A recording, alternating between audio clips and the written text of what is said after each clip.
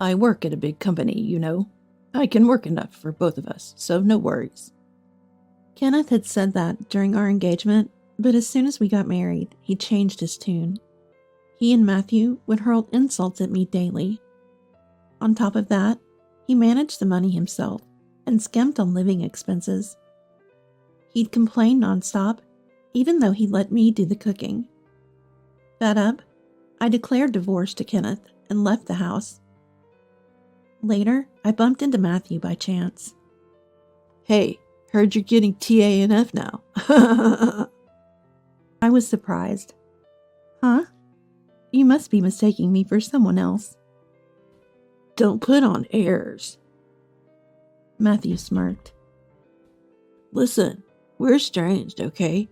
Don't come crying to me about having no money. I won't lend you a dime. Remember that. As I opened my mouth to retort, he had already disappeared into the crowd. I lowered my head, feeling the stares of passers-by, my shoulders shaking. I couldn't suppress my laughter. Poor thing, he knows nothing. I can't wait to see his reaction when he learns the truth. I'm Hannah, a 50-year-old housewife. I married Kenneth 5 years ago. When we met, Kenneth was the picture of a fine young man. We met at a gathering of acquaintances, and I found him fun to talk to and very friendly. As we parted, he said, I want to meet just the two of us next time. Feeling sad about saying goodbye, I agreed. When we started dating, he mentioned having a son named Matthew with his ex-wife, who was then in 5th grade. We dined together a few times. He was a bright and pleasant boy, just like his dad. A year later, on the night Kenneth proposed, I took a leap and opened up. You know, I live with my parents while working part-time, right? The company I joined right after graduating was a black company, and it wrecked my health. Is that so? It was tough to quit, too. I think long hours will be difficult for me in the future. Then, Kenneth smiled kindly. Don't worry about it. Just stay at home. Look, I work at a big company. I can work enough for both of us. Relieved by his words, I accepted his proposal. I was glad to have met a good man and believed we were starting a happy married life. I never imagined tasting despair in less than half a year. As we got used to living as a family of 3, Kenneth and Matthew's attitudes changed drastically. They started ridiculing my actions and words in a light tone. Mom, are you bedridden again? Where's my sandwich? Matthew frowned discontentedly as he came into the bedroom before school. I had participated in weeding at a nearby park yesterday and felt ill. It was an unusually hot day, and I had felt unwell since the day before. I had asked Kenneth, but he refused with an irritated look. Being a housewife must be nice. Slacking off all year? I need my days off, you know? Let me rest. Okay. Unable to get up the next morning due to pushing myself, I apologized to Matthew. Sorry, Matthew, I couldn't prepare your sandwich, so buy one at the grocery store. Handing him money, Matthew grumbled. Mom, can't you at least make a sandwich? You always take shortcuts with frozen food or leftovers. You're failing as a mom, if you can't even cook. His words stung. Don't blame Mom, Matthew. Kenneth joined in with a half smile as he passed the hallway. Since you skimped on the sandwich, tonight's dinner must be lavish. Oh, is that so? Then I'll look forward to it. Being a housewife, you should have plenty of time for dinner, right? You're not sleeping until the evening, are you? Make sure to clean thoroughly, without slacking. The two of them nonchalantly laughed at my poor condition, dropping their insensitive lines before leaving. As if I could prepare a lavish meal. Lying in bed and staring at the ceiling, I let out a heavy sigh. Because Kenneth is an extreme penny pincher. Despite being a section chief at a big company and earning a high salary, the living expenses he gave me were ridiculously low. It's my salary, so why should my wife manage it? After we married, Kenneth insisted on this, and I, not opposing, meekly followed. I believed it didn't matter who managed the finances as long as it was done properly. Then Kenneth got carried away and started spending money as he pleased. It's necessary for work. Drinking expenses are business expenses. It's essential.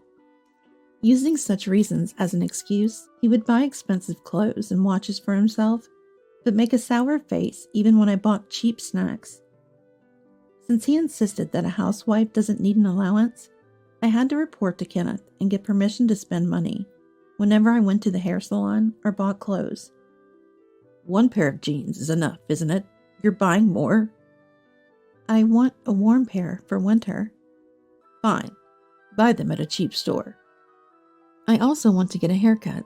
Can I go to the hair salon once every 2 months to maintain my hairstyle? Huh? What's the point of you trying to be fashionable?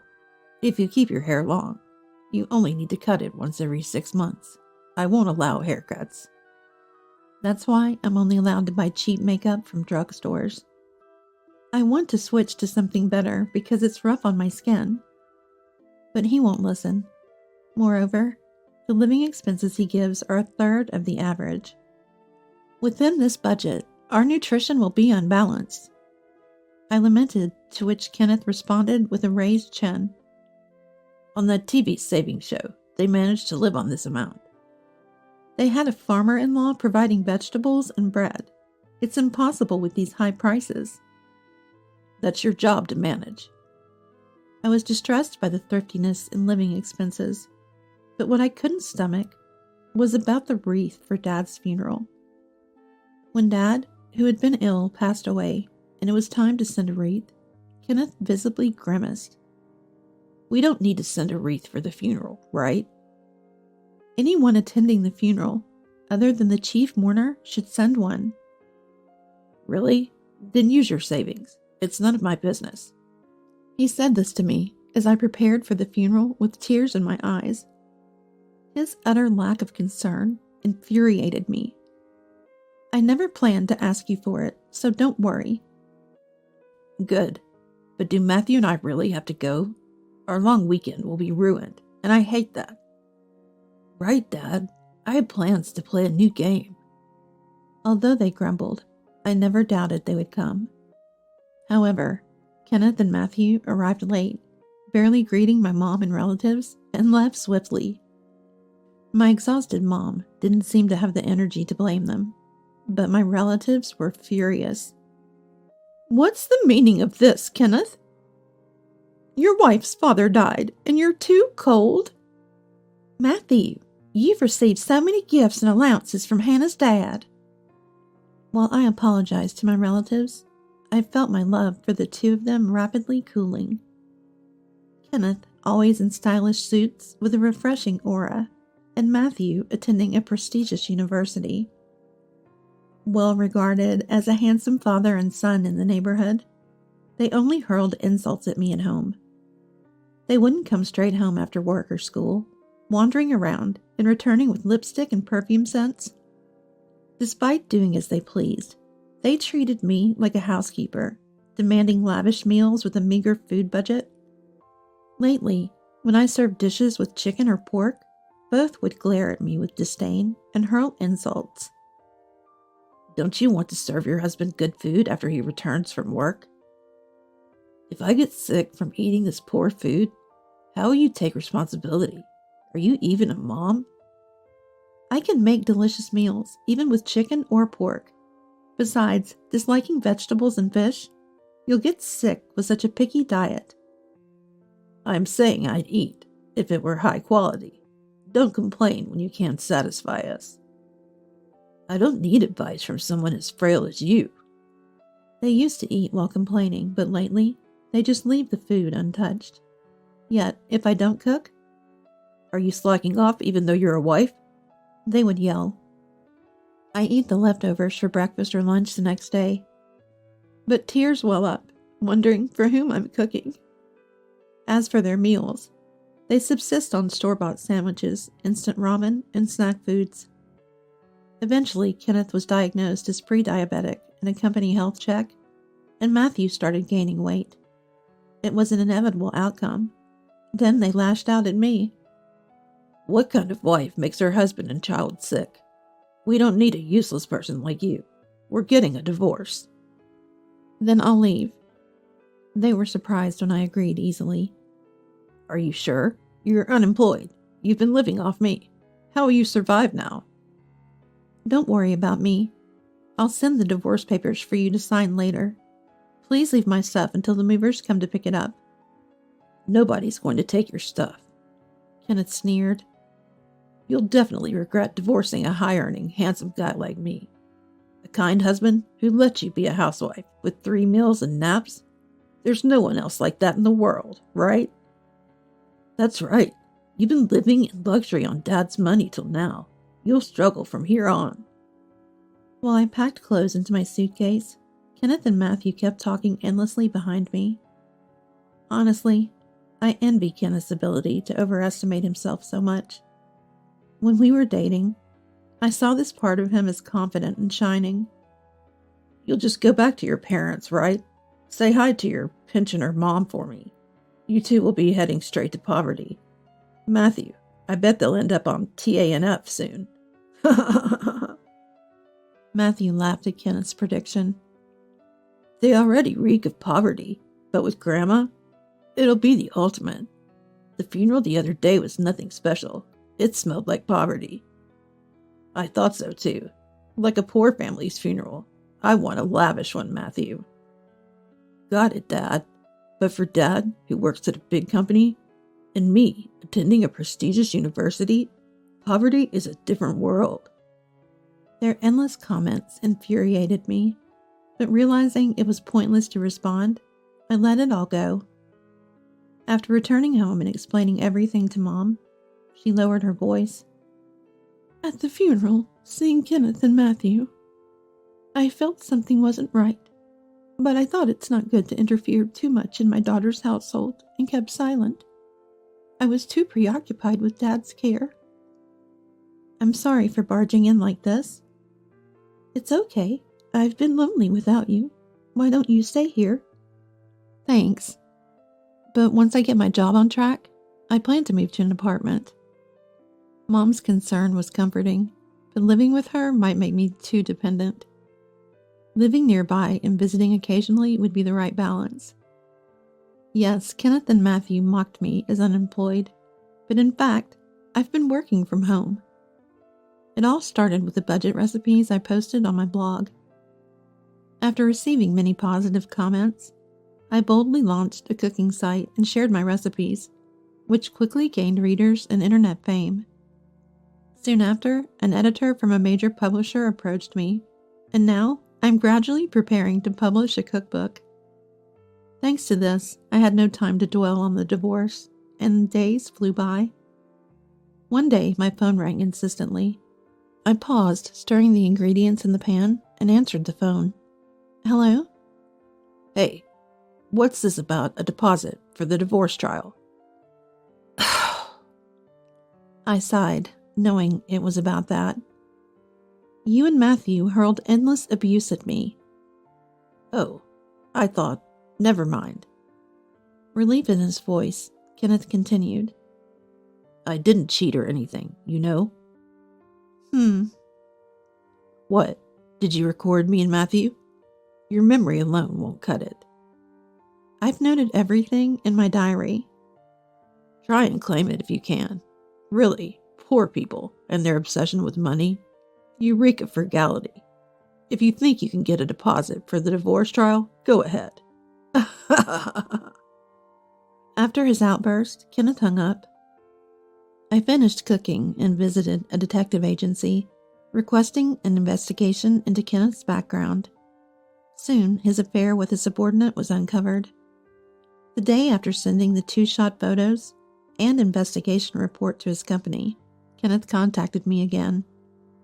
You, spreading this at work is low. The angry manager reported it to the higher-ups, and now I'm fired. Oh, she was the manager's daughter, wasn't she? It's your fault for cheating, knowing they're strict about such matters. I continued laughing. But you shouldn't have any trouble, right? With all the saving you did, you must have plenty of savings. Aren't you and Matthew living luxuriously?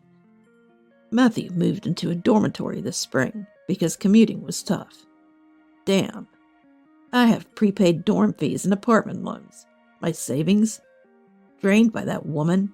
She was two-timing me with a younger guy. Sounds tough for you, but it's none of my concern.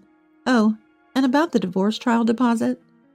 I'll also take half the value of the apartment for distribution of property. When the invoice arrives, please transfer the full amount to my account. Kenneth was yelling on the other side, but I hung up without a care. One day, while returning from shopping in town, I bumped into Matthew. Dressed in his usual flashy fashion, with piercings all over his face, and his attention-grabbing hairstyle, he was easy to spot from a distance. Seeing me, Matthew raised his hand in greeting. Hey, heard you're getting TANF. I looked puzzled. Huh? Who are you mistaking me for? Don't put on airs, Matthew said, smirking. It's obvious where an unemployed old lady like you would end up. If you had just obediently followed me and Dad, you'd still be living a comfortable life. It's pathetic, really. Angry, I couldn't help but retort. Receiving TANF is a citizen's right. Any one of us could need it someday, due to illness or an accident. It's wrong to look down on that. Yeah. So you're saying you're receiving it too? Matthew said, dismissing me with a smirk and pointing his finger at me. Listen, you and I are estranged. Don't come crying to me for money. Remember that. As I opened my mouth to reply, he turned his back and disappeared into the crowd. I lowered my head, conscious of the stares of passers-by, shaking my shoulders. I couldn't help but laugh. It was just too ridiculous. Poor thing, he knows nothing.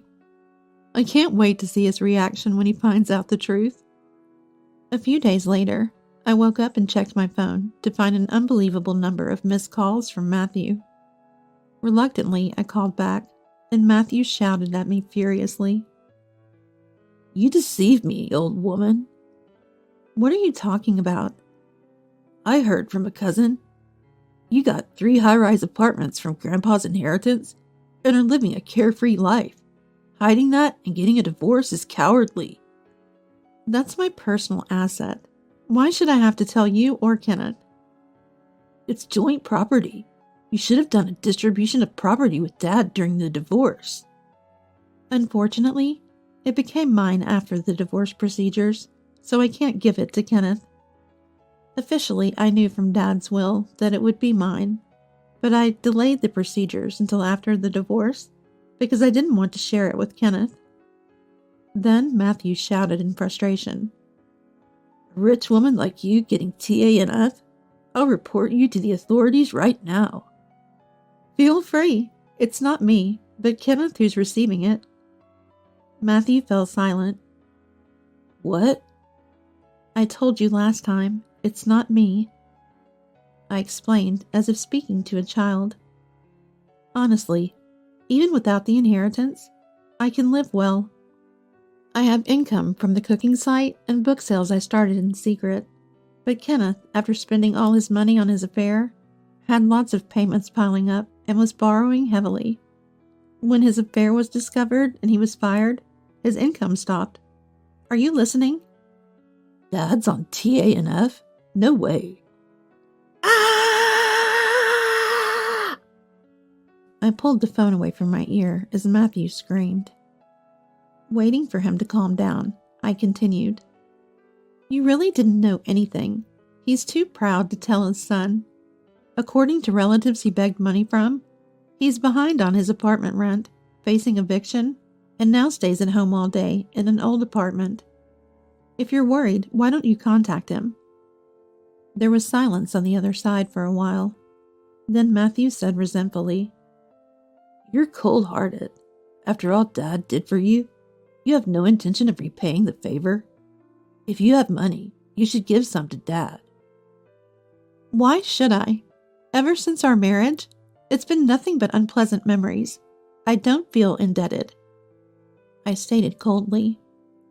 If you're so concerned, why don't you, his son, lend him money? You're working part-time after all. I don't have savings. The part-time pay goes to, hanging out with friends and stuff. Matthew suddenly became evasive, and I smirked. You've been living quite lavishly for a student. Borrowing money to hang out at clubs is not a good idea. How do you know that? The other day in town, I saw you from across the street. After we parted, you met up with a girl at a club and entered a brand store arm in arm. Also, a club membership card was left at the house, and using my credit card for shopping without my permission is out of the question. Matthew stammered in response. That's unfair. You got high-rise apartments from Grandpa. Why don't I or Dad get a share? This is discrimination. Yeah. The credit card bill will be sent soon. Make sure you pay it. Before I could finish, the call was disconnected. Sighing, I ended the call too.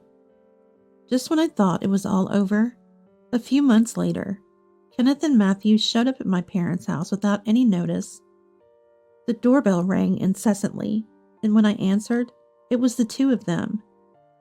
Expecting they came to borrow money, I let them into the house to avoid causing a disturbance in the neighborhood. Kenneth and Matthew, who until recently were so stylish, now appeared drastically changed, wearing wrinkled shirts and dirty trousers, their eyes lifeless and gaunt. But they still had the energy to be sarcastic. Entering the living room, Kenneth looked around and sneered with a half smile. Same old house, huh? Why not sell one of those high-rise apartments and rebuild this place? Do something nice for Mom, living miserably on her pension. This is Dad's house, and we like it this way. More importantly, when are you two planning to pay me back? You're past the deadline.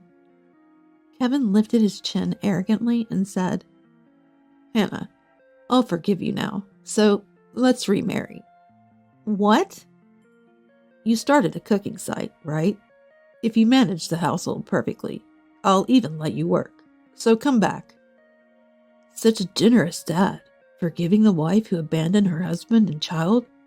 So Mom, why not live with Dad again? Living with just two women must be insecure. Stunned, I was speechless. After a moment, intense anger welled up inside me. Don't joke with me. How much more do you plan to ridicule me? Furious, I yelled at the astonished Kenneth and Matthew. After treating me like nothing more than a housewife, hurling abuse, not providing proper living expenses, and then driving me out? Now you want me back just because you found out I inherited high-rise apartments? No way. What? You're going to abandon us? Rich people really are stingy. Knowing we're struggling with money and still demanding payment, you're heartless.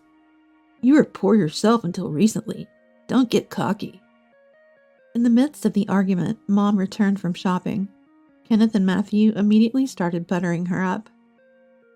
Please, lend us some money. We'll probably pay it back. Besides, isn't it unfair that only Hannah gets Grandpa's inheritance? Give me one of the high-rise apartments, too. Hi, Grandma. Long time no see. How have you been, Grandma?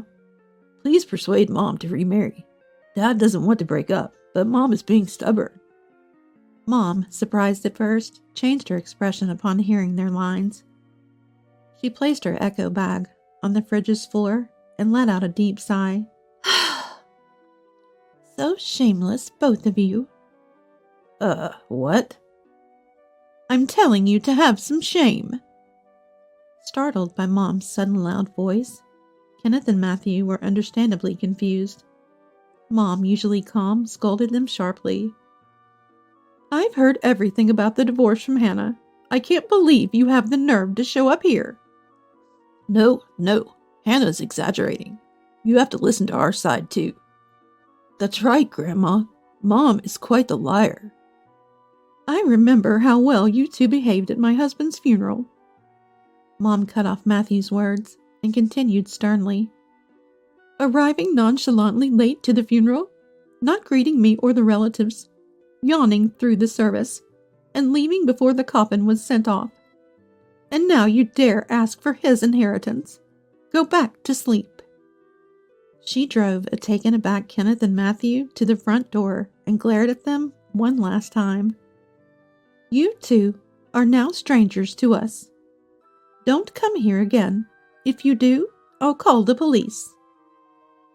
Mom threw their shoes out the door, forcing them to leave in their socks, and immediately locked the front door. Kenneth, who had been avoiding paying me, was advised by his lawyer that a lawsuit would cost even more. Reluctantly, he finally transferred the money to my account.